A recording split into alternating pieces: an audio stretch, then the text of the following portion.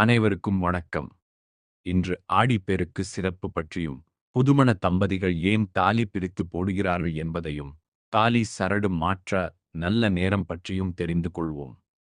ஆடி மாதத்தின் 18ஆம் நாள் கொண்டாடப்படும் ஆடிப்பெருக்கு, நதிகளின் பெருக்கையும், இயற்கையின் வளத்தையும் போற்றும் புனித நாளாக கருதப்படுகிறது. இந்த நாளில் அம்மன் வழிபாடு, காவிரி மற்றும் பிற நதிகளுக்கு பூஜை, குடும்ப நலன் வேண்டி சிறப்பு பிரார்த்தனைகள் செய்வது வழக்கம். இந்த நாளில் புதுமண தம்பதிகள் பலர் அவர்கள் தாலியை பிரித்து புதிய மஞ்சள் சரடில் மீண்டும் கோர்த்து அணிவிக்கும் வழக்கம் உள்ளது. இது தொன்று வரும் வழக்கமாக கருதப்படுகிறது. இதன் மூலம் தம்பதிகளின் ஒற்றுமை, தீர்க்க சுமங்கல்யம் மற்றும் குடும்ப நலன் நிலைத்திருக்க வேண்டும் என்று இறைவனை வேண்டுகிறார்கள்.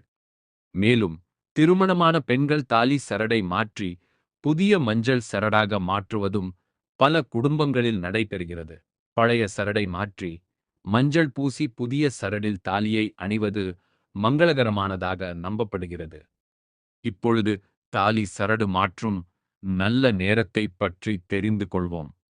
ஆடிப்பெருக்கு நாளன்று அதிகாலை பிரம்ம முகூர்த்தத்தில் தாலி மாற்றுவது மிகவும் சிறப்பு. அல்லது காலை 6 மணி முதல் 7 மணி வரை மாற்றலாம், அல்லது காலை 9 மணி முதல் 10 மணி வரை மாற்றலாம்.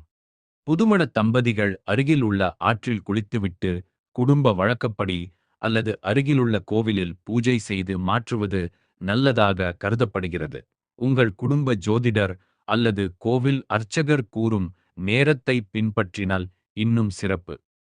இறுதியாக, ஆடிப்பெருக்கு என்பது வளம், செழிப்பு, குடும்ப ஒற்றுமை மற்றும் இறையருளை வேண்டி கொண்டாடப்படும் ஒரு புனித திருநாள்.